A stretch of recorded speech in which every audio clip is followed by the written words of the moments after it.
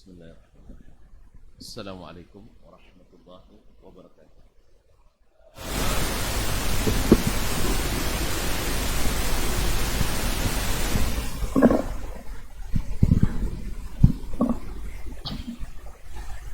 Innal hamdalillah nahmaduhu wa nasta'inuhu wa nastahdihi wa nastaghfiruhu wa natubu ilayh.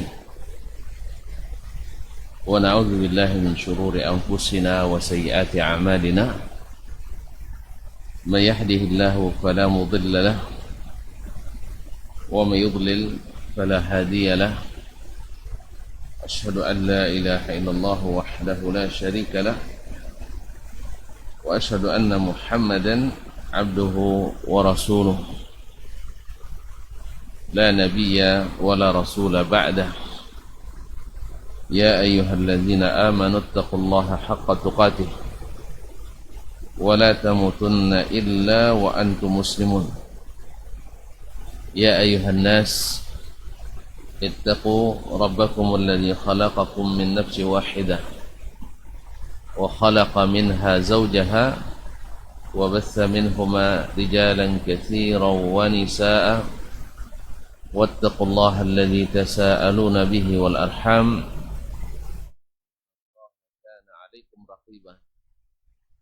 يا أيها الذين آمنوا اتقوا الله وقولوا قولا سديدا يصلح لكم أعمالكم ويغفر لكم ذنوبكم ومن يطع الله ورسوله فقد فاز فوزا عظيما.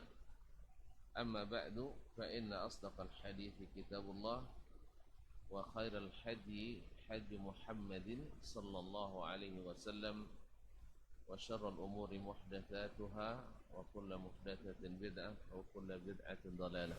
Jazakallahu khairan.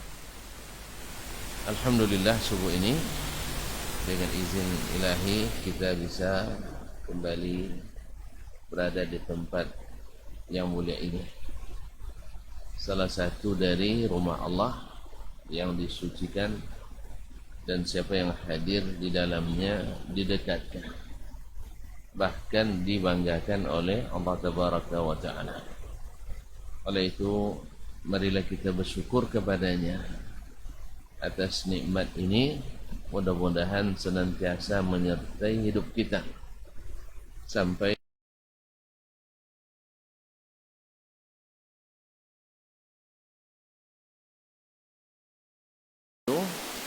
Allah balas dengan sebanyak-banyaknya tambahan nikmat, baik yang kita rasakan sekarang ataupun yang belum kita rasakan.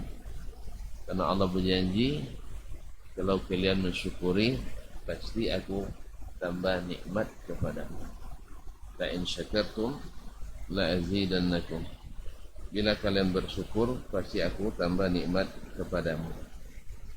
Para hadirin wal hadirat wal mustami'in wal mustami'at awal musyahidin wal musyahidat yang dirahmati Allah Subhanahu wa taala. Salawat dan salam kepada baginda Nabi alaihi salatu wassalam yang senantiasa mengapresiasi dan memuliakan para penuntut ilmu. Dan dalam hal ini di zaman Nabi, penuntut ilmu itu ada yang tua, ada yang muda. Kita alhamdulillah juga ada yang tua, ada yang muda.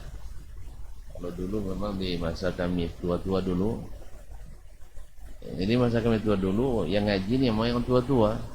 Makanya ada istilah di kampung tu, wirid uang tua-tua, wirid orang tua-tua. Kayaknya sama di mana-mana ya. Ya sama. Sekarang alhamdulillah yang wirid kebanyakan wajah-wajah muda. Makanya semangatnya pun masya Allah semangat darah muda. Nah, semangat ini juga harus dipagar dengan ilmu supaya tidak menyala-nyala. Kalau sudah menyala-nyala banyak yang salah. Oleh sebab itu mudah-mudahan kehadiran kita ini menjadi salah satu cara yang diinginkan Allah untuk mengarahkan kita supaya semangat kita dalam beragama menghasilkan hal-hal yang positif, bukan mengakibatkan hal-hal yang negatif. Amin ya rabbal alamin. Tapi yang namanya dakwah tidak ada yang mudah. Kalau Allah inginkan, tentu para rasulnya mudah berdakwah. Tentu saja dakwah itu jalannya terjal, berat, tetapi hasilnya manis dan nikmat. Semoga Allah SWT menjadikan kita orang-orang yang menikmati manisnya dakwah ini. Amin ya rabbal alamin. Kaum muslimin dan muslimat dirahmati Allah SWT, baik yang hadir, yang mendengarkan melalui Radio Rabbani 91,1 FM ataupun yang menyaksikan melalui media dimanapun berada. Kembali kita bersama Imam Abu Uthman As-Sabuni rahimahullah ta'ala, salah satu ulama as-salaf, ulama yang menulis tentang aqidatu as-salaf ashabil hadis. Kemarin kita berhenti pada perkataan Imam Ibnu Khuzaimah rahimahullah ta'ala tentang sifat Allah tabaraka ta'ala, yaitu Al-Quran adalah perkataan Allah, bukan makhluknya, dan bahwasanya siapa yang mengingkarinya berarti telah menyerupakan sifat Allah dengan makhluk, dan itu hukumnya adalah oleh Syekh kemarin keluar dari Islam. Ini fatwa di zaman beliau. Ya, beliau kan alim, imamul a'immah, karena memang as-sunnah dominan di zaman itu. Artinya yang tidak tahu tidak ada uzurnya. Kalau hari ini sunnah itu dominan atau bukan? Sunnah hari ini dominan atau bukan? Tidak. Ya, justru kebanyakan umat tidak mengetahui sunnah-sunnah Nabi. Kalau ditanya apa yang dimaksud dengan sunnah, ya pasti banyak jawabannya. Yang sunnah itu memelihara jenggot, celana cingkrang, ya kan, makan tangan kanan, ngambil tangan kiri. Kebanyakan menjawab sunnah itu dengan yang sunat-sunat, dengan yang sunat, meninggalkan yang wajib. Padahal sunnah itu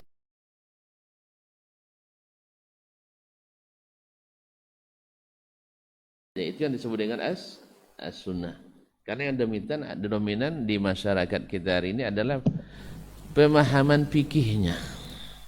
Ya, pemahaman fikihnya, bukan pemahaman sunnahnya.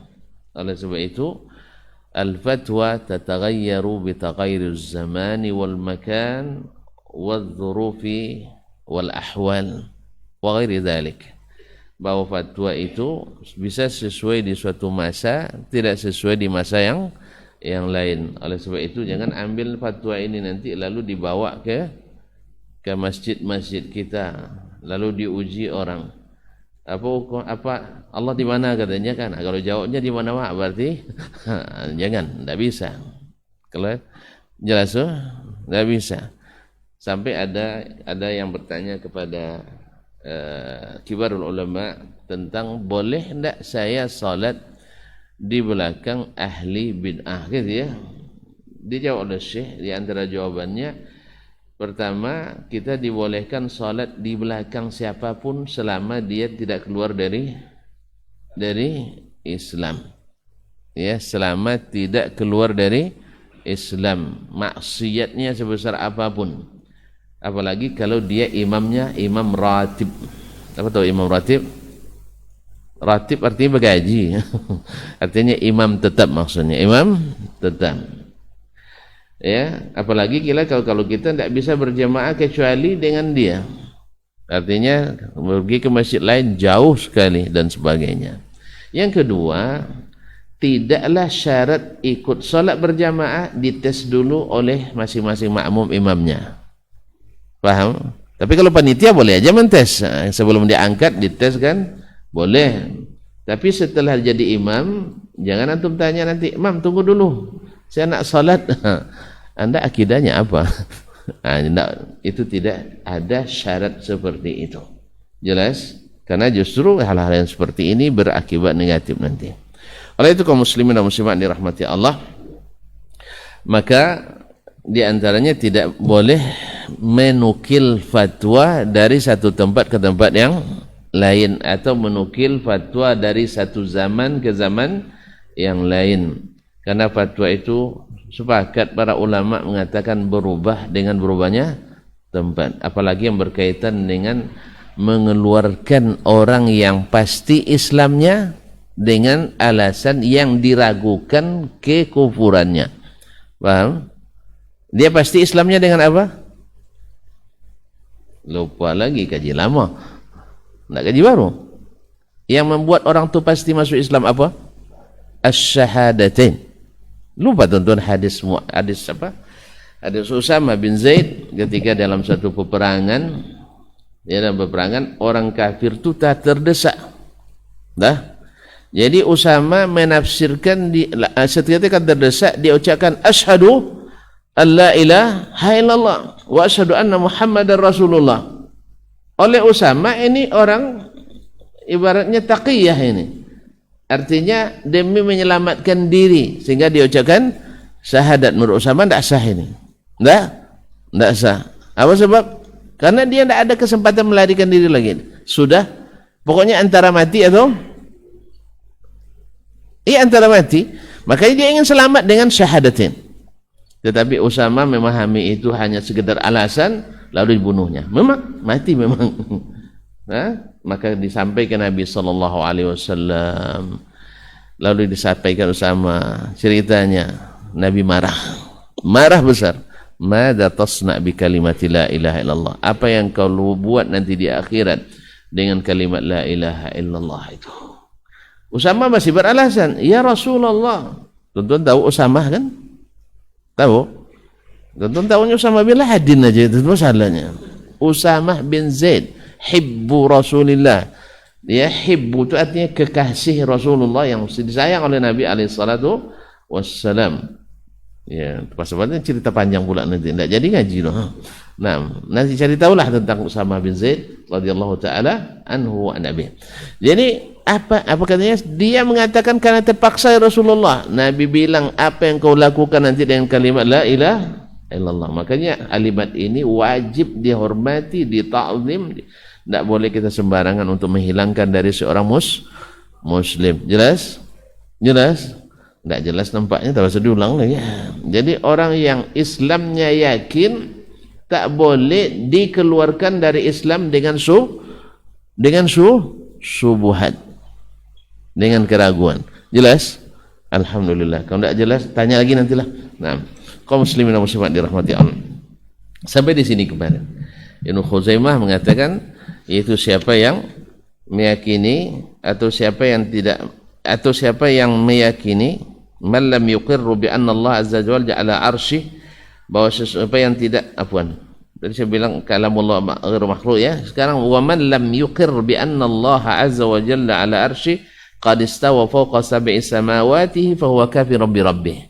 Siapa yang tidak meyakini Allah azza wa jalla di atas arsy, di atas langit ketujuh, fa huwa kafirun bi rabbih, dia telah kufur kepada Rabbnya. Halalud dam, halal darahnya. Ini bahaya yang seperti ini kaum muslimin dan muslimat dirahmati Allah. Yustatab, disuruh bertaubat. Fa in taba, kalau diterima atau bertaubat, maka dia kembali kepada pangkuan Islam. Wa illa duribat unuquh, sampai akhirnya. Kalau tidak dipancung. Sekali lagi saya katakan, ini fatwa di zaman beliau, dia imamul a'immah, dan harus dipahami pula, beliau pun dikafirkan oleh yang tidak. Itu. Jadi masalah takfir ini kaum muslimin dan muslimat, ada yang mutasyaddidin, ada yang mu'tadilin, ada pula yang mutasahilin. Memang kaum muslimin dan muslimat dirahmati Allah Subhanahu wa taala. Tetapi dalam masalah ini salah tidak menghukum ya orang misalnya keluar dari Islam, salah kita menghukum tidak kafirnya lebih ringan daripada salah menghukum dia kafir padahal tidak. Saya ulang lagi. Kalau antum hukum orang itu kafir padahal tidak kafir, ini berat. Dan antum hukum dia tidak kafir padahal dia sebenarnya hakikatnya kafir, itu lebih ringan. Kalau gitu Kalau begitu, pilih yang mana? Yang berat apa yang ringan? Makanya salah tidak menghukum lebih ringan daripada salah menghukum. Jelas? Oleh sebab itu tidak usah ikut-ikut ya. Ini kerjanya yang besar-besar ini, bukan kerja kita. Jelas? Tapi yang wajib kita ketahui adalah bahwasanya mana yang harus kita imani dan yang harus kita yakini, mana yang harus kita ketahui. Jelas? Dan jangan periksa keyakinan orang. Jangan periksa keyakinan orang. Tapi kalau bertanya, ada betul keyakinan sebegini, baru tunjukkan ini yang benar. Jelas tuh? Nyawa semangat nengok punya orang, punya kita tidak berbagi-bagi kadang. Itu kebiasaan ini kurang baik ini kaum muslimin. Lebih suka membicarakan keburukan orang daripada muhasabah terhadap keburukan diri sendiri. Nasallallahu alaihi wasallam. Baik. Kemudian beliau melanjutkan dan seterusnya. Nah, sekarang masuk Imam As-Sabuni mengatakan wa imamuna Asy-Syafi'i rahimahullah.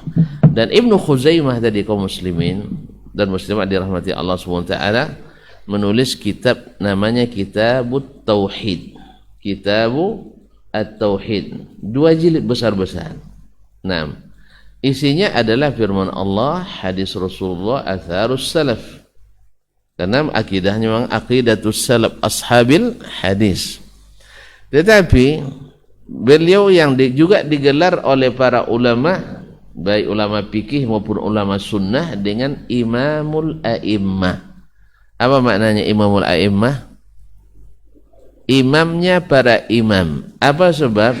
Murid-murid beliau di mazhab Syafi'i semuanya atau hampir semuanya jadi imam mazhab. Paham tuh?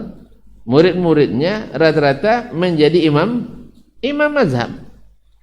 Makanya bagaimanapun orang nak menjatuhkannya, karena ada orang yang bertentangan, ahlul kalam seperti Abu Umar Ar-Razi, Ra'sul Mutakallimin Al-Asy'ariyah, dia menyebut Kitabut Tauhid, kitab tauhid. Ibnu Khuzaimah itu sebagai Kitabul Kufri wasyirki wazzandaqah. Kitab yang berisi kekufuran, kesyirikan dan zanding.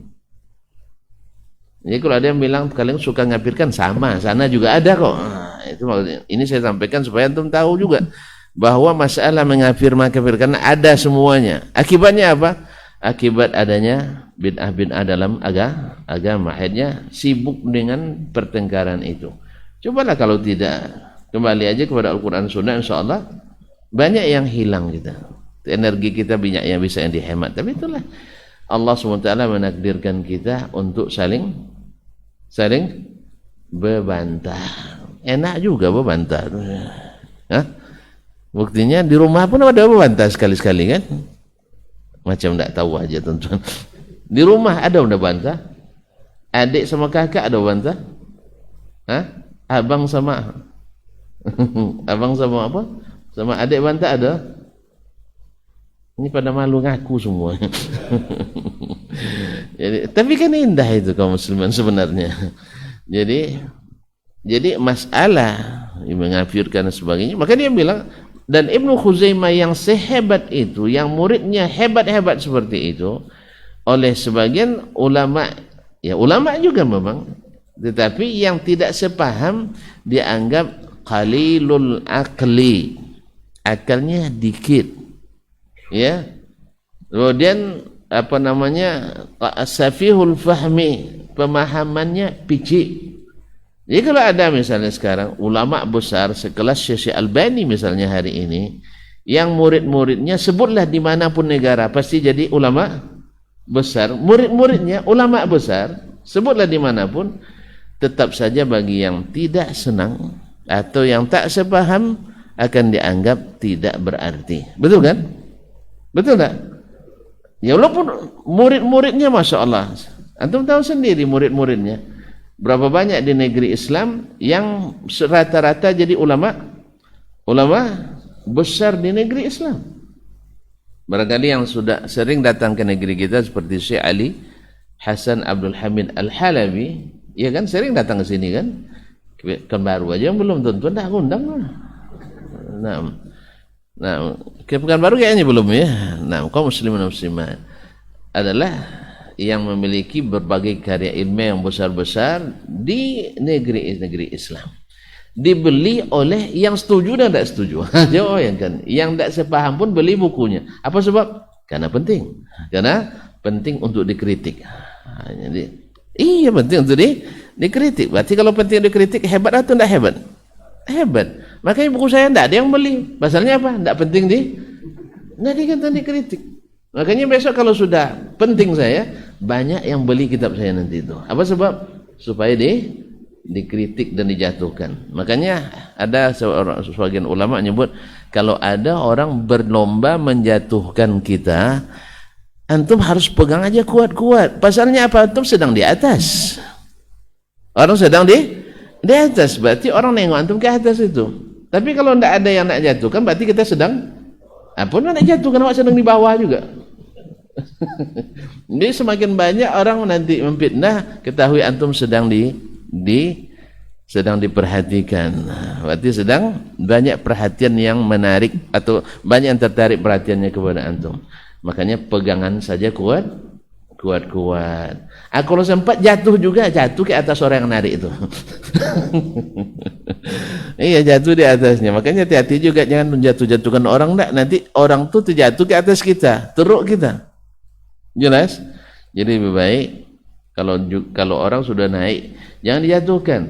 Ya, minta ulurkan jenjang atau tali biar sama-sama naik. Itu yang bagus. Tapi kan payah kita. Awak ini lebih senang kalau nak dapat di atas, pijak punggung kawan ya, pundak kawan. Allah musta'an. Panjat pinang masalah olahraganya. Ya, panjat pinang tu besok dirubah aja ya formatnya. Jangan lagi ke atas, tapi ke samping, ke dalam sungai, dalam kolam. Ya, siapa yang jatuh, ya risiko sendiri. Tapi kalau yang naik panjat pinang tu naik ke pundak kawan, ya tak? Dirubah aja ya. Samping tak sehat juga berpengaruh pada psikis kita. Ya, perlombaan yang tidak sehat. Baik. Berkata beliau, nah, selesai tadi ya, Ibnu Khuzaimah ya, Imamul A'immah yang sebesar itu tetap dianggap tidak paham, tidak mengerti, akal picik, wawasan sempit.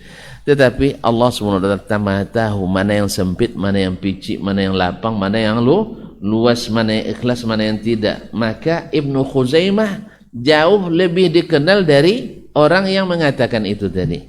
Barangkali baru pertama tuan-tuan dengar Abu Umar Ar-Razi tadi kan? Baru pertama dengar kan? Ibnu Khuzaimah? Kak Khuzaimah sering dengar. Kalau di Indonesia Khuzaimah itu nama perempuan, kalau di Arab nama laki-laki. Itu. Tidak apa-apalah, beda tempat kan, makanya itu tanda fatwa tidak boleh dinukil. Kalau iman di Indonesia laki-laki, kalau di Arab perempuan. Iya, iman di Indonesia laki-laki atau perempuan? Laki-laki di Arab, perempuan. Ilham di Indonesia laki-laki, di Arab perempuan. Dah jelas? Nah, Khuzaimah. Maisarah di Indonesia perempuan, di Arab laki-laki. Talha tidak ada di Indonesia ya. Nah, laki-laki. Nah, baiklah kaum muslimin dan muslimat dirahmati Allah. Tidak ada masalah. Kan sama paham aja ya. Kalau bilang Khuzaimah nanti pasti nengoknya ke belakang. Betul kan? Kalau ada absen nanti di sini laki-laki, di sini perempuan, ya, paling Khuzaimah pasti mandangnya kanan atau ke kiri? Kan perempuan di Indonesia dah paham tuh. Tapi kalau di Arab pandis mandangnya ke kanan. Kalau sempat sebelah kiri laki-laki, sebelah sini perempuan, atau sebelah belakang perempuan. Qala rahimahullah, wa imamuna Abu Abdullah Muhammad bin Idris Asy-Syafi'i radhiyallahu anhu. Imam kita Abu Abdullah Muhammad ibn Idris Asy-Syafi'i. Berarti dia berimam ke Imam Syafi'i, berarti mazhabnya Asy-Syafi'i. Jadi Syafi'i akidahnya, Syafi'i ibadahnya, Syafi'i mazhabnya. Jelas? Nah, enggak usah dipisah-pisah. Ini kadang dipisah-pisah, Syafi'i fikihnya, ini akidahnya. Berarti Imam Syafi'i tidak pandai akidah. Memang dijawabnya awal tak pandai akidah, setelah itu dia pandai akidah sama dengan kita. Nah, Pertama jawab tidak pandai, tidak jurusan akidah. Cuma yang hebatnya kita tidak jurusan akidah lebih hebat dari Imam Syafi'i akidah. Allah musta'an. Baik.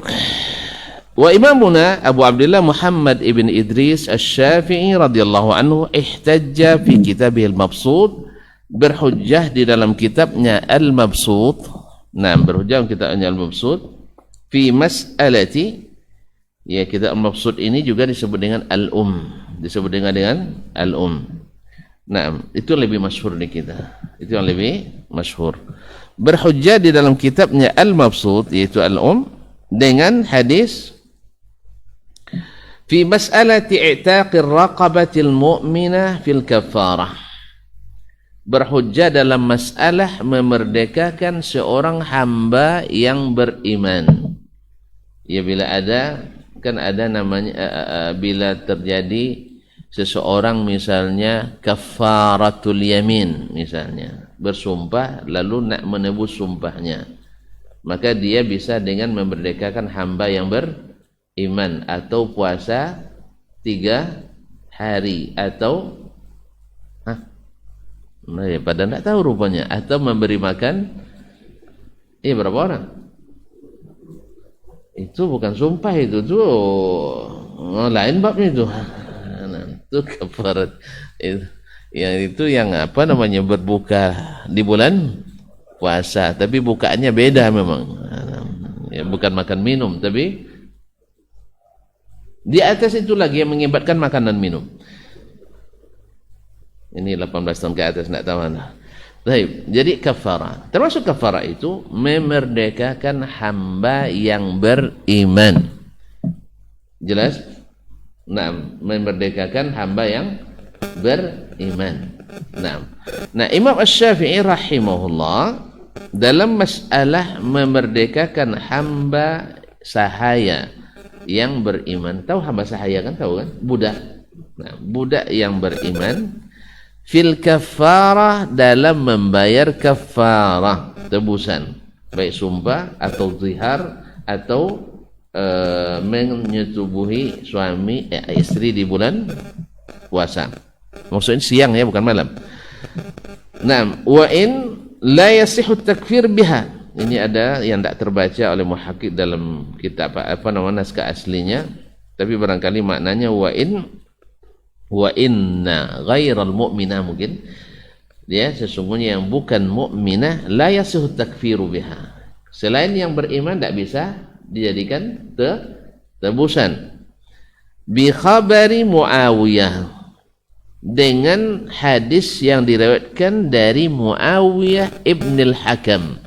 Muawiyah ibn al-Hakam radhiyallahu anhu, sahabat Nabi SAW, wa annahu arada an yu'tiqal jariyata as-sauda likaffarah, bahwa dia ingin memerdekakan seorang hamba sahaya hitam, ya, untuk likaffarah, untuk membayar tebusan tadi. Wa sa'ala Rasulullah sallallahu alaihi wasallam, sebelum dia melakukan itu, dia bertanya ke Rasulullah SAW ala an itaqi iyaha, boleh enggak hamba ini dimerdekakan untuk bayar tebusan, sah enggak Rasulullah? Naam. Famtahanaha Rasulullah sallallahu alaihi wasallam, lalu Rasulullah SAW mentes atau mengetes hamba sahaya tadi. Lalu dia katakan, faqala sallallahu alaihi wasallam, lalu Nabi bertanya, man ana, saya siapa? Fa asyarat ilaihi, lalu dia berisyarat menunjuk ke Nabi sallallahu alaihi wasallam bahwa engkau adalah Rasulullah. Wa ila sama, dan mengisyarat menunjuk pula ke atas, yaitu menyebut bahwa Allah Subhanahu wa taala di atas. Yakni annaka Rasulullah alladzi fis sama, engkau adalah utusan Allah yang di atas. Ini sebenarnya lafaz ini lafaz hadis Abu Hurairah, bukan hadis Muawiyah ibnul Hakam. Kalau lafaz yang seperti ini terdapat dalam Musnad Imam Ahmad Sunan Abi Dawud dan Sunan Al-Baihaqi Al-Kubra. Cuman sanadnya dhaif, tapi dalam riwayat Muslim dari sanad yang lain sahih dengan lafaz yang seperti ini. Dengan lafaz yang seperti ini. Artinya hadis ini sahih. Dia secara kesimpulannya hadis ini sahih. Walaupun lafaz yang disebutkan yang bertukar sahabatnya saja. Harusnya yang lafaz ini dari Abu Hurairah. Bukan lafaz Muawiyah ibn al-Hakam. Lafaz Muawiyah ibn al-Hakam, Nabi mengatakan, "Man ana?" Siapa saya? "Anta Rasulullah." Engkau adalah Rasulullah. Lalu ditanya lagi oleh Nabi, "Aina Allah?" Allah di mana? Baru dia jawab, "Allahu fis sama." Allah di atas. Nah, jelas ya? Nah, lafaz ini tertukar. Tapi dalam ilmu hadis, sahabatnya yang tertukar itu tidak masalah. Karena sahabat itu tidak diketahui pun siapa sahabatnya. Tapi pasti dia sahabat, hadisnya tetap sahih. Apa sebab? Sebab sahabat tak ada yang dusta dong. Ya, kalau kita alhamdulillah. Makanya saya nak nanya, ya kalau hari ini ada ndak yang ndak pernah berdusta sekalipun? Coba tunjuk tangan. Tapi tolong jangan dusta. Nanti tunjuk tangan tapi dusta lagi gitu. Jadi kaum muslimin dan muslimat sudah kemana-mana, saya nanya ke jemaah siapa yang tak pernah berdusta selama hidupnya. Selama ini entah malu, entah apa, entah takut lagi berdusta kalau nunjuk, tidak ada yang nunjuk tangan. Tidak ada yang nunjuk tangan. Di kampus pun saya begitu ngajar. Ada tidak tuan-tuan dan perempuan yang tidak pernah berdusta selama hidupnya? Sampai hari ini juga belum ada yang nunjuk tangan. Di sini nih, nah, di Indonesia nih. Berarti kalau begitu, kalau sempat sanad hadis hari ini masih digunakan untuk menghukum hadis, maka hadis kita tak satu pun yang masuk hadis sahih. Semuanya dhaifun jiddan. Ya, semuanya dhaifun jiddan. Tambah lagi hal-hal lain nanti, entah macam-macam lagi kan yang menyebabkan hafalannya juga kacau, catatannya juga tidak benar, belum lagi pemahamannya menyimpang dan sebagainya. Oleh sebab itu, maka saya katakan untuk hari ini sanad tidak dibutuhkan. Sanad orang hari ini jelas cukuplah dengan sanad yang ada dalam kitab-kitab para ulama itu. Kalau Bukhari Muslim, ya tidak usahlah diperiksa lagi, tidak usah diperiksa lagi, kecuali antum memang sudah sekelas imam-imam hadis, nak periksa silakan. Tapi hadisnya secara global, secara mujmal, bil jumlah sudah diterima oleh seluruh ulama Islam atau ulama hadis. Nah, ada beberapa yang dikritik oleh ulama. Ya, ini ditanggapi saja. Kalau ulama yang kritik, ya biasalah. Tapi antum jangan ikut pula mengkritik ulama. Nanti terpijak nanti. Ya, kalau gajah nanti awak ikut pula nak melerewat samuknya. Tahu samuk? Semut. Terpijaklah. Jelas tuan-tuan. Jadi tidak usah ikut-ikutan. Ya sama juga dengan antum kelasnya di kampung tingkat RT tidak pernah menang main sepak bola. Tiba-tiba nak jadi wasit internasional. Pas ada pendaftaran wasit apa? Wasit olimpiade misalnya, atau wasit pertandingan Liga Eropa misalnya kan, daftar pula antum di situ. Diketahui orang nanti. Jelas? Hah? Awak di kampungnya tidak menang dah. Tiba-tiba tak jadi wasit internasional. Maka tidak usah daftar.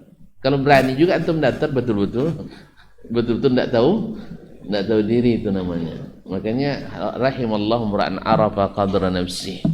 Allah memberi rahmat kepada orang yang tahu kadar dirinya, peringkat dirinya. Ini kadang-kadang pula yang berani-berani, Masya Allah, menghakimi antara Imam Al-Bukhari dengan Ad-Daraqutni, ya.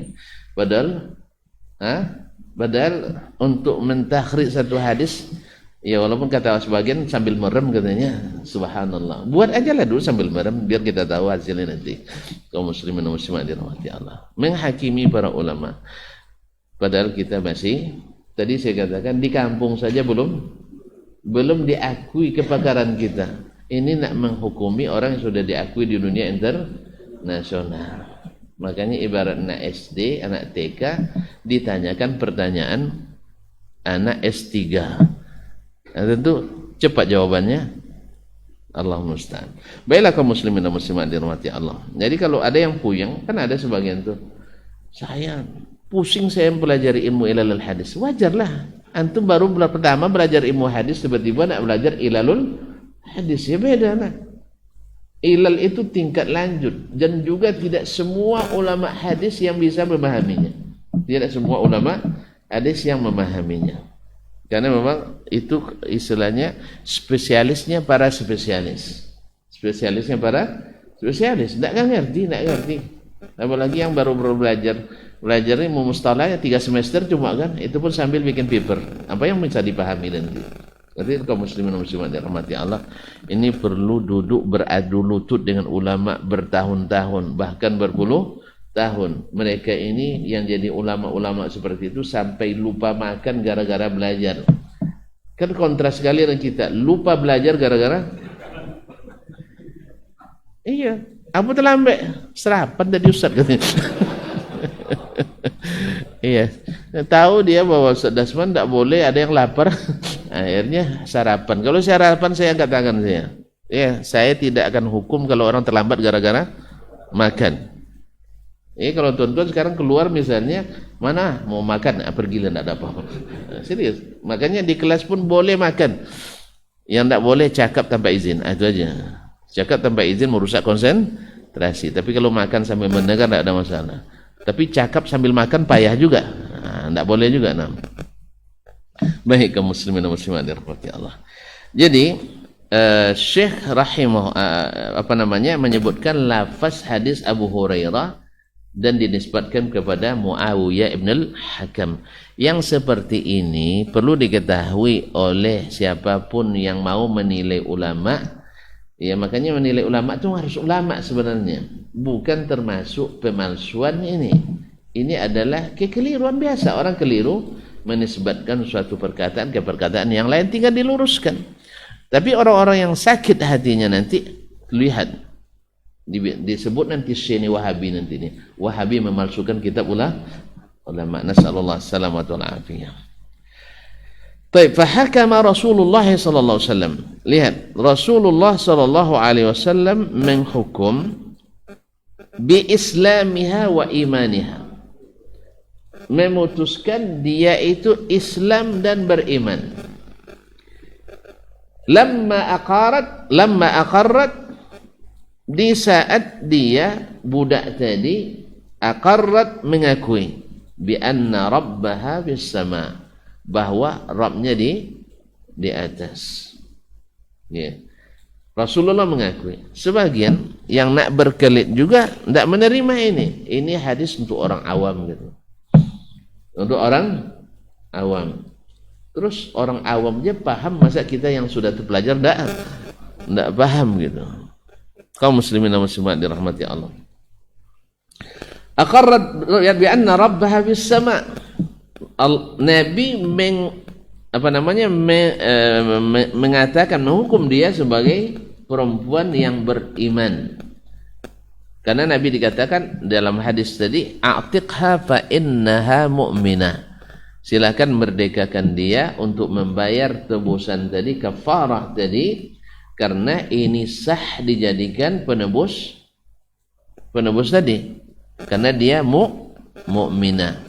Karena dalam ayat fatahriru raqabatin mu'minah, maka kafaratnya adalah memerdekakan hamba sahaya yang beriman. Maka ketika dia sebutkan Allah bis sama, Nabi bilang dia beriman. Berarti yang meyakini Allah di atas orang yang beriman. Apa sebab? Karena yang muhkamat dalam masalah ini mengatakan itu. Yang muhkamat mengatakan itu. Yang mutasyabihat tidak. Misalnya ada mutasyabihat seolah-olah bukan itu maknanya. Manhaj Ahlussunnah, bila ada ayat mutasyabihat dan ada ayat muhkamat, kembalinya kemana? Yang dinominankan ke muhkamat. Tapi Ahlul Ahwa tidak. Ada misalnya 1000 sampel nanti mengatakan Allah di atas. Lalu ada 2-3 ayat yang bisa dipahami bukan di atas, dia kembalinya ke yang 2 itu. Ini bedanya. Ahlus Sunnah yang sesungguhnya bila bertemu 2 hal yang yang muhkamat, yakin, tidak mengandung tafsir yang lain, kemudian ada ayat lain yang mutasyabihat mengandung multi tafsir, maka yang multi tafsir itu jadi pegangan, yang muhkam tadi ditundukkan kepada yang multi tafsir tadi. Contoh, misalnya wa huwa ma'akum aynama kuntum. Allah bersama kalian dimanapun kalian berada. Kan ini bisa dipahami Allah zatnya bersama kita. Kan? Bisa dipahami seperti itu oleh sebagian. Dan bisa saja maknanya Allah sifatnya bersama kita. Ilmunya jelas. Jadi mengandung banyak pemahaman di sini. Sedangkan kalimat Allahu fis sama ar-Rahmanu 'alal arsy istawa, ini kan jelas bahwa yang dimaksud adalah zatnya itu sifatnya zatnya. Kalau di sini mengandung 2 makna. Paham tuh? Sama dengan seseorang mengatakan dalam bahasa Arab, misalnya nahnu nasiru wal qamaru ma'ana. Kami berjalan, rembulan senantiasa bersama kami. Nah, sekarang yang bersama mereka itu rembulannya turun ke bawah, ikut kemana-mana mereka pergi, atau cahayanya? Cahayanya, sifatnya rembulan itu. Atau ketika berjalan di siang hari, aina ma kunna fasyamsu ma'ana, dimanapun kita berada, matahari bersama kita. Nah, sekarang yang bersama kita mataharinya atau sifatnya? Cahayanya. Kan jelas sekali itu kaum muslimin dan muslimat bahwa maknanya di sini mengandung makna sifat bukan zat. Pada makhluk saja bisa kita pahami, masa pada Khalik tidak? Allah lebih mustahil. Kalau antum mustahil matahari bersama antum, karena antum kalau dekat-dekat matahari kira-kira gimana? Ya, sekarang aja sejauh itu 6 juta kilometer itu antum sudah gerah luar biasa, sampai marah-marah pula sama orang rumah itu. Sana-sana angin gitu ya kan? Iya. Itu baru sejauh itu, apalagi yang sedekat. Kabarnya matahari itu berapa derajat Celcius panasnya? Yang sains. Kalau saya tidak salah baca sekitar 60.000 derajat Celcius. Nah, kita yang 36 derajat Celcius, kita sudah kegerahan luar biasa. Makanya pasti bukan zatnya matahari yang bersama kita. Jelas? Makanya Ahlus Sunnah ada ayat mutasyabihat, ada ayat muhkamat, yang didahulukannya ayat muhkamat. Ahlul ahwa wal bidah ada ayat muhkamat 1.000.000, ada 1 ayat yang mutasyabihat, 1 yang didahulukan mutasyabihat. Ini sama modelnya kita nak menikah. Sifat baiknya 40, sifat buruknya 1. Tidak jadi. Ya, sifat buruknya hanya 1, tidak jadi. Jadi, orangnya ragu memang. Orang peragu itu begitu. 1 aja aibnya selesai. Sama antum berteman juga. Cari teman yang tak ada kesalahannya, atau cari ustaz yang tak ada silapnya, antum tak akan pernah berteman, tak akan pernah berustaz. Jelas kan? Dimanapun tu cari, yang tak ada aibnya hanya Rasulullah sallallahu alaihi wasallam. Oleh sebab itu makanya kita giring umat ini ke Rasulullah. Jangan giring ke kelompok pengajian, jangan giring ke mazhab, jangan giring ke firqah, jangan giring ke golongan, tapi giringlah ke Rasulullah sallallahu alaihi wasallam. Kalau dia tunjuk ke atas, kita bilang tunjuk juga ke atas. Bukankah Nabi setiap berdoa di hari Jumat atau di hari Arafah waktu itu dia Ketika menyebut nama Allah, nunjuknya kemana? Ya ke atas. Sama juga kita hari ini. Tanpa sengaja kadang-kadang, mungkin sengaja juga. Tuan-tuan tak perlu risau, ada yang di atas ucapannya. Ditanya Ustaz, tadi nunjuk Ustaz Allah di atas. Salah tunjuk, salah tunjuk. Balik kaji yang salah lagi kaum muslimin semua. Iya, ketika menyebut nama Allah pasti melongoknya ke atas. Tidak ada yang melongok ke mana-mana. Ini kan fitrah yang Allah ciptakan pada diri seorang. Sekalipun dia sendiri tidak mau mengakui. Makanya Az-Zamakhsyari atau selainnya pernah ditanya oleh seorang dari Hamadan, "Okeylah Ustaz, Ustaz dengan berbagai dalil tadi, berbagai alasan, kalau begini mesti begitu, kalau begini mesti begitu. Berarti hasilnya Ustaz tak mengakui Allah di atas dengan zatnya. Sekarang coba tunjukkan ke saya, kenapa setiap insan yang mukmin berdoa hatinya mesti naik ke atas?" Maka Imam waktu itu mengatakan, hayyaranil hamadani, hayyaranil hamadani. Saya dibuat bingung oleh Al-Hamadani ini. Tidak ada jawabannya. Tapi ternyata yang sekarang-sekarang lebih pintar dari Az-Zamakhsyari atau Al-Fakhrul Razi. Dia katakan doa langit itu kiblat doa. Ini kaji baru lagi. Ya, saya tidak mencoba mencari dalam berbagai referensi, walaupun awak tidak banyak referensi kan. Jadi referensi yang mengatakan kiblat doa itu adalah langit, kayaknya tidak ketemu. Nanti kalau ketemu beritahu saya aja ya. Hanya jawaban sekenanya aja bahwa kiblat doa adalah langit. Sebab ketika kita pelajari dalam kitab-kitab yang kita punyai atau kita pinjam atau kita pernah baca, bahwa ketika ulama menyebut di antara adab berdoa adalah menghadap kiblat. Di antara adabnya, ya tak? Di samping adab-adab yang lain. Alhamdulillah tidak ketemu oleh saya sampai hari ini bahwa di antara adab berdoa menghadap ke langit. Berarti kalau ada yang mengatakan kiblat doa langit, ya perlu referensi juga kayaknya itu ya. Atau jangan-jangan kelebihan referensi. Ya kalau ada alhamdulillah. Tapi dalil ya bukan perkataan orang. Perkataan orang bisa aja orang berdalil.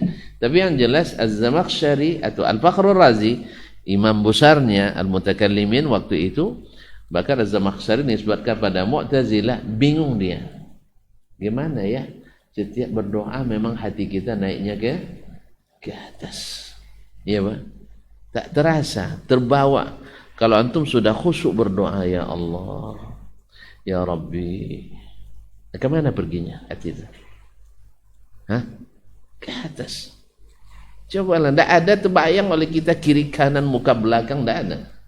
Ya, arah yang 8, pintu angin yang 8 tidak ada. Yang terbayang hanya jihatul ulum. Ya kalau bukan karena kesombongan akademis, ini tidak bisa dipungkiri. Tidak bisa dipungkiri. Sekalipun kita, cuma saya mengatakan kalau di atas berarti ada arah. Itu yang masalahnya. Karena hukumnya hukum makhluk.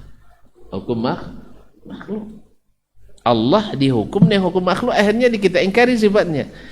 Di manusia, di makhluk, atas, kiri, kanan, muka, depan dan sebagainya, iya arah. Tapi di Allah tidak mesti berarah. Tapi antum bilang hukum Allah beda ya. Nah, apa yang mustahil bagi makhluk, bagi Allah jaiz. Nampaknya lupa kaji Lamo tuh nampaknya. Lamo itu dulu muzakara dulu di pondok tuh sampai tidur di rumput kita gara-gara itu. Ya katanya apapun yang mustahil bagi makhluk, bagi Allah jaiz. Ya, makhluk mesti berarah misalnya, Allah belum tentu mesti berarah.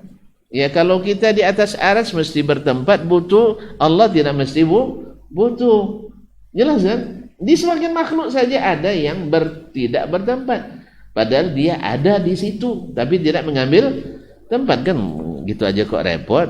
Dan sering kita bilang antum punya ilmu, betul. Antum di mana ilmunya? Di dada. Gitu ya. Ada yang bilang di kepala. Ayo kita periksa, ada nggak tempat penyimpanannya di situ? Paham tak? Ngerti. Ya. Kalau tonton misalnya, selalu kan bilang ilmu antum di mana? Dibilang nunjuk ke sini kan? Sama dengan ketakwaan itu di mana? Kata Nabi, at-taqwa hahuna. Jelas? Imannya di mana? Di sini juga dia bilang. Taib. Coba tengok, ada enggak penyimpanannya di situ?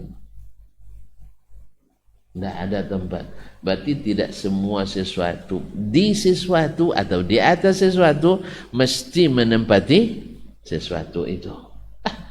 Kaji mudah rupanya ya. Secara logika aja gampang diterima bahwa Allah di atas aras tidak mesti menempati aras dan tidak mesti membutuhkan aras. Alhamdulillah. Dengan demikian logika terpakai, dalil nakli terpakai, dalil akli terpakai. Daripada dalil akli dipakai, dalil nakli dimain-mainkan. Ada yang dikarantina, ada yang diisolasi mandiri, ada yang diisolasi total, ada yang di ventilator.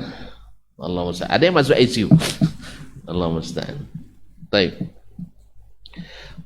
Jadi Rasulullah SAW menghukum Islam dan beriman orang yang mengatakan Allah di fis sama. Baik.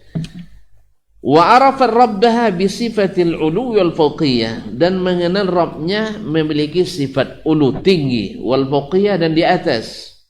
Wa inna mahtajja Syafi'i, Imam Asy-Syafi'i berhujjah hanyalah alal mukhalifin, terhadap orang yang menyalahi pemahaman ini, fi qaulihim jawazi i'taqir raqabatil kafira fil kafara bihadzal khabar, yaitu tentang bolehnya memerdekakan hamba yang kafir dalam membayar kafarah dengan hadis ini. Li'tiqadi anna Allah fawqa khalqihi wa fawqa sab'i samawatihi, karena Imam Asy-Syafi'i meyakini bahwasanya Allah di atas hambanya, di atas langitnya yang 7, ala arsyihi, di atas arasnya, kama huwa mu'taqadul muslimin, sebagaimana keyakinan orang Islam. Maksudnya Imam Asy-Syafi'i tidak sependapat dengan sebagian yang mengatakan boleh memerdekakan hamba yang tidak muslimah. Imam Syafi'i mengatakan wajib hamba muslimah. Jelas? Dia berhujjah dengan ini, dengan hadis ini. Artinya kenapa dia berhujjah dengan hadis ini? Karena Nabi mengatakan fa innaha mu'minah. Sebab apa? Kalau tidak mukminah berarti tidak sah dimerdekakan. Apa sebab dia katakan mukminah? Karena Imam Syafi'i berkeyakinan bahwa Allah di atas makhluknya, di atas langit yang 7 lagi, di atas arasnya lagi, sebagaimana keyakinan umumnya kaum muslimin ahli sunnati wal jamaah yang tergolong dalam ahlus sunnah, yang mengikuti sunnah, bukan yang mempreteli sunnah. Wal jamaah, dan as-sunnah wal jamaah. Wal jamaah bukan yang banyak saja. Yang jamaah itu adalah yang mengumpulkan. Yang mengumpulkan itu adalah al-haq. Selama di atas al-haq, maka antum jamaah, sekalipun hanya satu orang. Karena di atas kebatilan, walaupun ramai, itu akan berpecah belah juga. Akan berpecah belah. Karena apa? Pondasinya rapuh. Pondasinya rapuh di atas kebatilan. Di atas kebatilan. Tapi di atas hak, di atas Alkitab dan Sunnah, sekalipun 1, 2 orang, 3 orang, sedikit, minoritas, tapi alal haq, inilah yang ahlus sunnah wal jamaah. Salafihim wa khalafihim, dari kalangan as-salaf maupun kalangan al-khalaf. Iz kana rahimahullah la yarwi khabaran sahihan la yaqulu bihi, karena Imam Asy-Syafi'i tak satu pun hadis sahih yang diriwayatkannya kecuali dia mengambilnya sebagai hujjah. Jelas? Beliau tidak meriwayatkan hadis sahih kecuali beliau jadikan hujjah. Nah, lalu beliau Imam Abu Utsman membuktikannya dengan riwayat dari Imam Syafi'i sendiri, bahwasanya beliau meriwayatkan hadis mengambil hujjah dari hadis itu. Jelas? Waqad akhbarana al-Hakim Abu Abdullah rahimahullah. Imam Al-Hakim Abu Abdullah, penulis kitab Al-Mustadrak, salah seorang ulama hadis besar di Nisabur, wafat 405. Qala anba'ana al-Imam Abdul Walid Hassan bin Muhammad Al-Faqih, telah menceritakan kepada kami Al-Imam Abdul Walid Hassan ibn Muhammad Al-Faqih, salah seorang ulama besar fikih Syafi'i di Nisabur pada masanya. Qala haddatsana Ibrahim ibn Mahmud, telah menyampaikan kepada kami Ibrahim ibn Mahmud, ini yang tidak diketahui jati dirinya sampai sekarang oleh kita. Qala sami'tu Rabi', saya mendengar Ar-Rabi' bin Sulaiman, saya mendengar Rabi' bin Sulaiman berkata, Rabi' bin Sulaiman Al-Muradi Al-Muadzin Al-Misri, yang kisahnya dengan Imam Asy-Syafi'i banyak.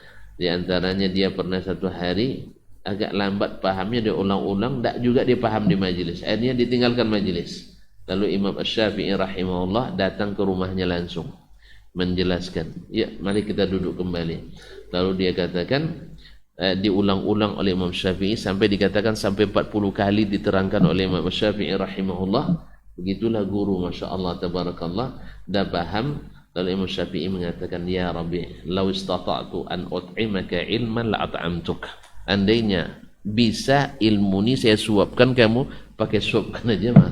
Jadi sekali sepiring sekali suap gitu ya. Tapi karena ilmu ini perlu, innamal ilmu bitta'allum, ilmu itu mesti berproses belajar, tidak bisa disuapkan. Kalau suap anak ulama jadi ulama semuanya, ya dah, ya kan? Cuma kan berapa banyak anak ulama besar tapi tidak jadi ulama. Jelas, makanya ilmu tidak dititiskan.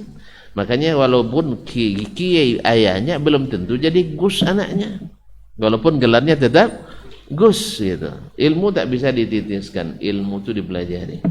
Jelas? Jadi kalau ada yang dititiskan berarti lemu. Nah, kalau lemu memang bisa dititiskan. Lemu, tahu lemu? Nah, lemu itu bisa dititiskan. Tapi kalau yang namanya ilmu mesti bitta'allum. Kata Nabi SAW, innamal ilmu bitta'allum. Makanya talabul ilmi faridah. Makanya anak kiai tidak boleh langsung jadi gus, ya, kalau yang dimaksud adalah ilmu. Tapi kalau lemu tanpa dituntut pun dititiskan. Karena Masya Allah kadang-kadang ada perjanjian dengan jin, ada perjanjian kadang dengan jin, bahwa anda harus ilmu saya ini disalin langsung oleh keturunan saya. Ada memang. Mau? Alhamdulillah. Untung antum tidak mau, saya juga tidak. Naam. Sami'tu Syafi'iyah, saya mendengar Asy-Syafi'i rahimahullah yaqul, berkata, idza ra'aitumuni aqulu qawlan, bila kalian melihat saya berpendapat, wa qad sahha 'anin nabiy sallallahu alaihi wasallam khilafuhu, padahal sahih dari nabi hadis yang bertentangan dengan pendapatku, fa'lamu anna aqli qad zahab, waktu itu saksikanlah bahwa akal saya sudah hilang. Paham tidak? Artinya Imam Asy-Syafi'i rahimahullah bila mengetahui ada hadis sahih tetap tidak memakainya, berarti saya sudah putus tali akil. Artinya apa? Beliau akan kembali kepada hadis yang sahih. Ya, kalau sahih, lalu dia tahu, lalu dia tinggalkan gara-gara pendapat, tidak ada cerita. Nah, di mana kita para pengagum Imam Asy-Syafi'i rahimahullah? Di mana kita dengan para pengagum Imam Syafi'i? Sekali Syafi'i tetap Syafi'i. Ya, sekali Syafi'i tetap Syafi'i. Dan tidak jarang pula yang dimaksud bukan imamnya, tapi paknya. Iya, bukan Imam Asy-Syafi'i, tapi pak PI-nya. Ya, dan banyak dalam masalah. Ya, sebagian kan ada yang mengatakan kalau keluar dari mazhab Syafi'i dosa besar. Nah, gitu ya. Tapi dalam banyak masalah keluar juga rupanya. Berarti ikut bikin dosa besar, nauzubillah. Maka kalau kita kan enggak. Alhamdulillah kita mengatakan kita ikut Asy-Syafi'i, tidak ada masalah. Cuman di saat terjadi seperti yang beliau sebut, hadisnya sahih, sarih, bertentangan dengan pendapatnya, beliau katakan saya rujuk ke hadis sekalipun setelah mati. Saya rujuk kepada hadis sekalipun telah telah mati, maka kita ikuti wasiatnya. Kalau yang begini, saya mengatakan ana syafi'iyyun ma hayitu wa in amut fa wasiyati lin-nasi atasyaffa'u. Saya bermazhab Syafi'i sampai mati, dan bila mati saya menulis wasiat ikutlah mazhab Imam Asy-Syafi'i. Jelas? Dapang tu? Ana syafi'iyyun ma hayitu wa in amut fa wasiyati lin-nasi atasyaffa'u. Karena Imam Syafi'i ini yang semangat yang ditanamnya, jangan taklid ke saya. Bahkan dia katakan tidak saya berharap semua ilmu ini diambil, tapi tak satu pun dinisbatkan kepada diri saya. Tak boleh antumnya bermati-matian harus bermazhab Syafi'i. Imam Syafi'i sendiri tidak ingin dia membuat mazhab. Nah, nanti sesat kita. Subhanallah, Nabi bilang ikut sunnahnya takkan sesat, tapi antum bilang sesat, kan lucu antum. Nah, Nabi bilang kalau kalian ikut sunnahku kalian tidak sesat. Nanti antum bilang sesat. Nah, ini masalahnya orang sesat memang tak paham dia. Ada orang sesat sengaja sesat? Ada orang sesat sengaja sesat? Tidak ada. Kalau sengaja dia sesat, tak akan sesat dia. Kalau tahu dia sesat, dia tak akan sesat. Makanya Nabi katakan takkan sesat selamanya, takkan binasa selamanya.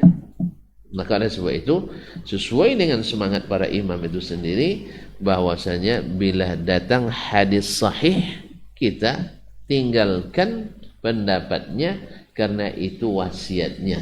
Karena wasiat itu wajib ditunaikan. Nah, Imam Asy-Syafi'i berwasiat, bila bertentangan antara pendapatku dengan sunnah Nabi, kalian campakkan pendapatku. Selesai. Saya tidak bisa. Kalau tidak bisa, kenapa dipaksakan gitu ya? Maksudnya tidak bisa, saya belum berilmu, tidak apa-apa. Yang tidak berilmu jangan ikut-ikutan pula. Yang masih dengan derajat awam, ya kita sebagian besar kan kita awam masih ini ya.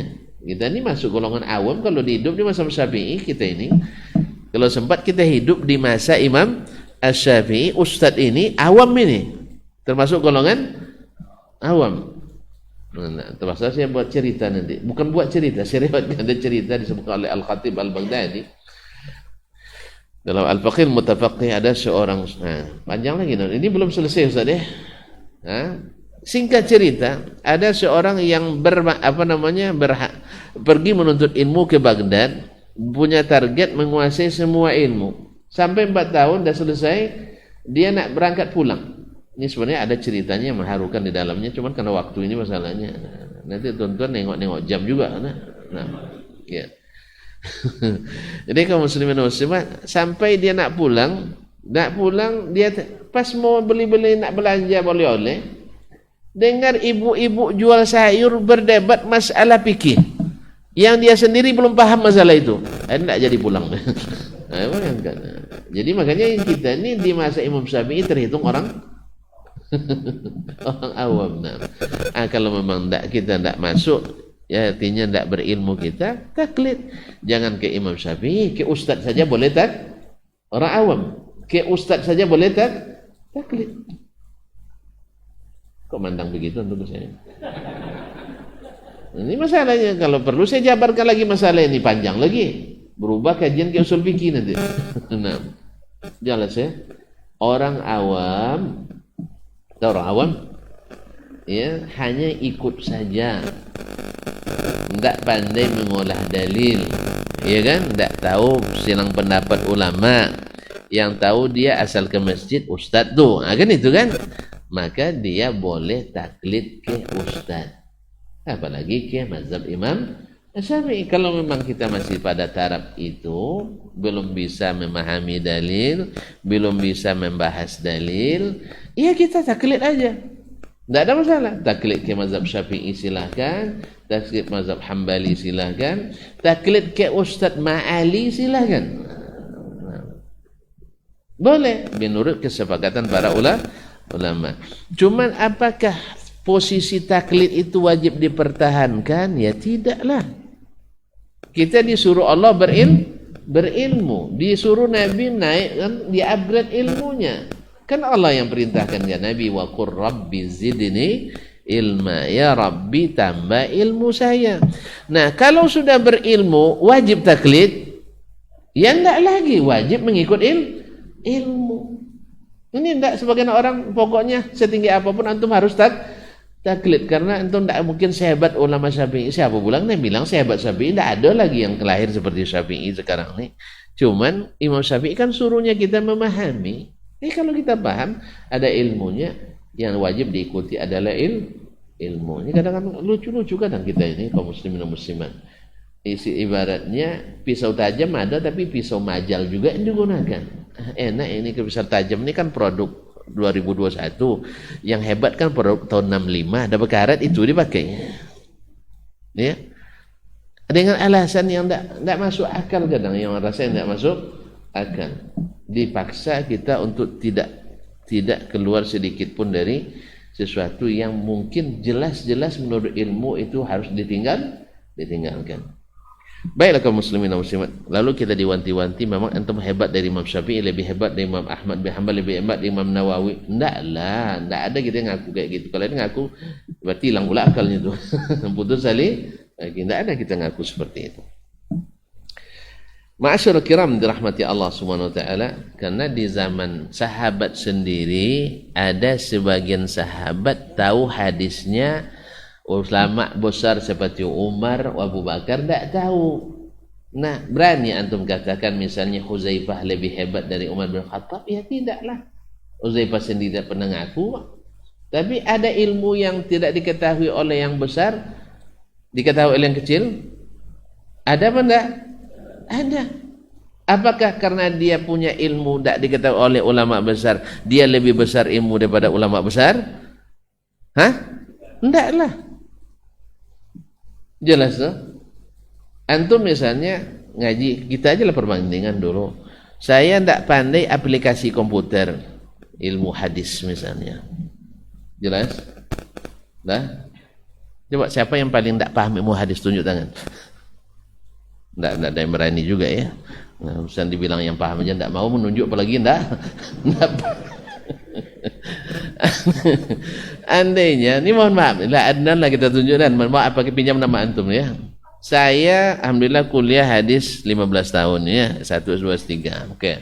Dan sebelumnya juga sudah belajar di pondok di Darun Nahdhah dulu, ada asas-asas ilmu hadis ya, sudah belajar. Nah, sekarang ada aplikasi ilmu hadis, sebut misalnya Al-Maktabatus Syamilah. Saya tidak pandai bukanya. Kalau nak cari hadis saya harus pulang ke buku dulu. Kalau dia tidak, sini aja Ustaz, klik. Langsung dapat. Awak sehari dulu dapat, ini langsung dapat. Apakah dia lebih hebat hadis dari saya? Tapi dia punya kelebihan? Itu yang saya maksud itu. Saya tidak tahu itu. Makanya dulu di masa Imam Syafi'i mencari satu hadis mereka sebulan dulu berjalan kadang. Awak hari ini satu kali klik dapat 30 hadis dalam 1 menit. Apakah dengan demikian ulama lebih hebat ulama sekarang dari Imam Syafi'i? Tidak juga. Tapi ada enggak ilmu yang diketahui ulama sekarang tak diketahui oleh Imam Syafi'i? Ada, yaitu ilmu komputer. Kalau sempat ilmu komputer ada di zaman beliau, dia lebih ahli lagi dari kita barangkali. Jelas? Nah, apakah kelebihan yang atau satu yang kita ketahui ini membuat kita lebih hebat dari? Enggak ada kita yang klaim seperti itu. Hanya antum saja yang baperan gitu ya. Kalau saya mengatakan saya tidak ikut Syafi'i, antum lebih hebat. Tidak pernah kita klaim itu, tidak ada kita katakan itu. Jangan kayak Syafi'i, Imam Nawawi tidak berani kita angkat mata dengan beliau. Ya, yang kayak Imam Nawawi, Suyuti aja tidak berani kita angkat pena dengan beliau. Cuman mereka itu kita ukur dengan apa? Dengan dalil-dalil tadi. Di mana antum paham dalil dari ulama yang lain. Asy-Syafi'i kita padankan dengan Imam Rafi'i misalnya, atau dengan gurunya Ibnu Salah. Ya, Imam Syafi'i kita padankan pula dengan Imam Ahmad. Jangan antum padankan Syafi'i dengan Dasman Ma'ali. Lumat dia buatnya lah. Ya. Jangan nanti klub Muarajale FC ya antum adu dengan Real Madrid. Gila dibuatnya orang nanti. Tidak masuk. Ini kadang-kadang subhanallah ya. Saking saking gimana ya? Tidak realistisnya dikatakannya ketika kita mengatakan ini sahih, ini tidak sahih, atau ini lebih kuat, ini kurang. Lalu dia ingat bahwa Imam Nawawi menguatkan ini, antum melemahkan. Dikiranya itu hasil kita pribadi. Bukan. Nah, Allah musta'an. Ala kulli hal. Memang antum nak membuat orang senang itu tidak mungkin semuanya. Itu ajalah kata Imam Syafi'i rahimahullah. Yang penting antum berusaha taat pada Allah tabaraka wa taala. Ya, kalau sudah berusaha salah juga, disitulah Allah Maha Pengampun, Maha Penyayang. Nah, kita lanjutkan satu alinea ini ya. Nah, qala al-Hakim rahimahullah sami'tu Abul Walid ghaira marrah, yaitu Hasan tadi ya, ulama di Nisabur, saya mendengar Abul Walid sering mengatakan, lebih dari sekali berarti seringnya, yaqul berkata, huddithu aniz Za'farani, disampaikan atau diceritakan kepadaku dari Az-Za'farani, salah satu murid kesohor Imam Asy-Syafi'i rahimahullah, anna Asy-Syafi'iyya rahimahullah, bahwa Imam Asy-Syafi'i rahimahullah rawa yauman hadithan, suatu hari meriwayatkan sebuah hadis. Faqala sa'il, lalu ada yang bertanya, ya Aba Abdillah, wahai Abu Abdillah, kunyahnya Imam Syafi'i Abu Abdillah, taqulu bihi, engkau setuju dengan hadis itu, artinya berpendapat seperti hadis itu? Qala tarani fi bi'atin aw kanisa, kamu memangnya pernah saksikan saya ada di sinagog atau di gereja? Ya, ini pengingkaran Imam Syafi'i. Ini pertanyaan tidak patut tunanyakan ke saya. Memangnya antum lihat saya di sinagog? Sinagog tahu? Tempat ibadah Yahudi. Nah, saya Yahudi kan itu bahasanya. Au fi kanisa, atau di gereja. Gereja siapa? Orang Nasrani. Memangnya kamu kira saya orang Yahudi atau Nasrani? Datang hadis tidak saya pakai. Tara alayya ziyal kuffar, atau kamu melihat gaya saya seperti orang kafir? Berarti gaya kafir ada ya, gaya muslim ada. Jadi harus dibedakan kaum muslimin, gaya kafir dengan gaya muslim. Ya kalau kita ikut gaya kafir kalah kita. Makanya harus tonjolkan gaya muslim biar menang. Ya, kok payah betul. Kalah lawannya menang akhirnya ya. Nah, kalau kita ikut gaya kafir kita kalah. Makanya ikut gaya muslim biar menang. Mereka ahli di gayanya, kita ahli di gaya kita. Adulah kedua gaya tuh. Adu kedua gaya. Insyaallah gaya muslim lebih kuat. Antum kalau nak berawan sama orang China, jangan pakai kungfu, mereka lebih hebat. Ya, kalau nak benang lawan kungfu, pakai silet toma. Tahu silet toma? Tidak tahu juga ya. Silat dalam kamar. Salah paham pula tuh. Maksudnya silat di ruang sempit. Karena yang namanya kungfu itu ahlinya di lapangan luas. Kalau silat toma itu di lapangan sempit. Tapi kalau antum pakai kungfu nanti antum kalah. Apa sebab? Aslinya kungfu itu dari China. Sama juga sekarang nak membangun ekonomi, melawan orang kapitalis, pakai sistem kapitalis, kalah kita. Makanya berencana majukan ekonomi selalu mundur ekonomi kita. Saatnya kita pakai jurus ekonomi kita. Ya, Indonesia sendiri kan ada ekonomi gotong royong aja. Iya kan? Ini enggak pakai sistem riba kapitalis, makanya kita utang menumpuk terus. Karena pakai jurus orang lain. Coba pakai jurus, kalau enggak mau jurus Islam pakai jurus enggak mau jurus syariat pakai jurus Kok berat usul antum bilang Nusantara? Antum bukan orang Nusantara ya? Ya, Nusantara. Untuk membangun ekonomi ini, sistemnya apa? Gotong royong. Hidupkan kembali gotong royong itu. Ya, pas ini menikah gotong royong kita bantunya. Ini menikah gotong royong kita. Pas ini nikah lagi dikeroyok. Gotong royong kita ngeroyoknya gitu.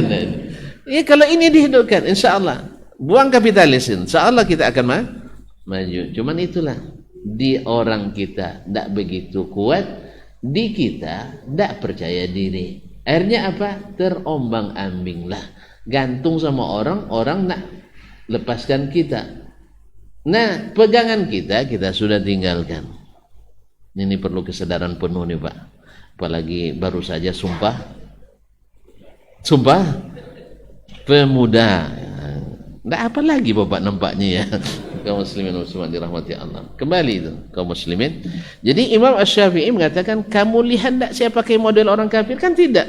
Huwa dza tarani fi masjidil muslimin. Tentu kalian sendiri, saya selalu di masjidnya kaum muslimin. Berarti kalau ceramah ke gereja, khutbah di gereja berarti bukan. Nah, itulah bukan tempatnya ulama. Jadi kalau ada yang bangga saya lebih sering khutbah di gereja daripada khutbah di masjid, antum barangkali lebih cinta orang gereja daripada orang masjid. Buktinya memang gitu. Sama orang masjid curiga, sama orang gereja gembira ria. Berarti memang badannya masih bertama muslim tapi hatinya sudah non muslim, dikhawatirkan. Allah musta'an. Jadi Imam Syafi'i kata, kamu lihat saya di gereja, saya lihat kamu masuk sinagog, atau saya berpakaian orang yang non muslim. Sekarang saya akan selalu di masjid. Dia orang masjid, orang muslim itu selalu di masjid. Alayyaziyul muslimin, yang saya pakai adalah model pakaian orang Islam. Mustaqbila qiblatihim, menghadap kiblat mereka. Arwi hadithan anin Nabi SAW thumma la aqulu bih. Saya meriwayatkan hadis dari Nabi lalu saya meninggalkannya. Berarti saya tidak patut lagi di masjid, tidak patut lagi pakaian muslim. Jelas tak? Paham? Berarti Imam Syafi'i bila meriwayatkan hadis dia mesti mengambil hujjah daripadanya. Pasti kalau sahih menurutnya dia ambil hujjah. Seperti juga hadis tadi, bahwa ketika dia menjamin bahwa hamba sahaya yang menunjuk Allah di atas adalah mukminah, beriman, berarti akidahnya benar. Berarti akidahnya benar, baru boleh merdeka-rekakan. Karena Imam Syafi'i dalam rangka menolak pendapat orang yang mengatakan bahwa hamba sahaya yang tak beriman pun boleh dimerdekakan. Dah mesti beriman. Dalilnya apa? Hadis Nabi tadi, hadis Muawiyah ibnul Hakam, bahwa Nabi syaratkan mesti beriman. Buktinya dia tes dulu. Kalau seandainya boleh yang kafir, tidak dites. Maka dites oleh Nabi, man ana, siapa? Saya. Aina Allah, di mana Allah? Di atas. Nah, berarti Nabi mengambil hujjah dengan hadis ini secara sempurna. Dan Imam Syafi'i tidak mungkin berhujjah kecuali dengan hadis yang menurutnya sahih, dan mesti dia ambil sebagai landasan pendapatnya. Jelas? Kalau jelas selesai kita. Alhamdulillah. Berarti akidah Imam Asy-Syafi'i rahimahullah menurut riwayat ini dan riwayat lain adalah Allah di atas. Kok berat sekali. Pada nunjuk-nunjuknya ke atas. Semua nunjuk ke atas. Hatinya juga naik ke atas. Nanti berpulang ke rahmatullah diangkat ke atas. Hati lisan kita selalu terbiasa dengan kalimat yang di atas. Serahkan pada yang di atas. Mohon pada yang di atas. Tidak ada lisan mengatakan yang di mana atau yang tidak bertempat. Atau sekarang rubahlah dari sekarang. Ya terserah pada yang tidak bertempat. Atau serah kepada yang di mana-mana. Tidak ada. Berarti lisan awam kita mengakui bahwasanya Allah di atas. Maka dengan ini klaim bahwa mayoritas orang Islam di dunia tidak mengakui akidah ini, klaim yang tidak berdasar. Hanya orang-orang yang belajar ilmu kalam saja yang paham itu. Sedangkan orang awam, tanyalah nanti, kok percaya sekali hidup ini, tidak sedih. Kan ada Allah. Di mana Allah? Di atas aras kan? Di atas. Tanyalah nanti kampung-kampung tuh yang tidak menerima hanya yang belajar ilmu kalam. Ilmu kalam tadi. Allah musta'an. Dan itu yang tidak dipaksakan. Inilah aslinya akidah umat Islam dan mayoritas umat Islam. Kalau gitu buatlah angket nanti, ya, 1,7 miliar umat Islam, buat angket nanti kita buktikan. Tapi jangan jangan dikondisikan. Kalau gini bikin angket dikondisikan dulu kan nak membuktikan bahwa rasa masakan orang Riau itu pedas, kumpulnya orang Minang semua. Kumpul orang Minang semuanya karena suka pedas. Ditanya dulu, Bapak orang mana? Orang Solo. Solo enggak masuk. Solo jangan ngisi. Apalagi yang suka manis? Sunda. Jogja, ya, orang Jogja. Mohon maaf Pak, Bapak enggak usah diisi ya. Katanya orang mana? Orang Solo. Mantap tuh. Yang suka pedas orang mana? Bukit Tinggi. Yang dingin-dingin kan suka pedas itu. Orang mana? Kuansing kata. Pedas juga tuh. Masya Allah. Tapi kalau tanya yang manis-manis dia akhirnya bukti penelitiannya bahwa orang Riau suka makanan pedas 98,9%. Dikondisikan. Sama kita nak buat seminar internasional sekarang, dihadirkan satu mahasiswa dari Malaysia dan seminar internasional. Tarapnya kayak gitu, atau dihadirkan narasumber satu dari luar negeri, walaupun domisili di Indonesia, sudah seminar internasional. Kalau gitu kondisinya belum kelas internasional tapi hadir orang dari internasional. Allahumma musta'an. Kaum muslimin dan muslimat dirahmati Allah SWT. Barangkali sampai sini dulu. Ya, sampai di sini semakin jelas bagi kita dengan keterangan Syekh bahwa aqidah as-salaf ashabil hadis adalah mengikut makna Al-Quran dan hadis. Jelas, tegas, terang, benderang, cerlang, gemilang, dan terbilang. Semoga Allah SWT mudahkan hati kita menerima ini. Juga saudara-saudara kita yang masih belum juga masuk, mudah-mudahan Allah mudahkan. Ya kalau tidak, semoga Allah semoga Allah maafkan, dan semoga Allah terima amal saleh kita. Allah hapus dosa dan kesalahan kita. Amin ya rabbal alamin. Subhanakallahumma bihamdik, asyhadu an la ilaha illa anta, astaghfiruka wa atubu ilaik. Mohon maaf dan terima kasih. Wassalamualaikum warahmatullahi wabarakatuh.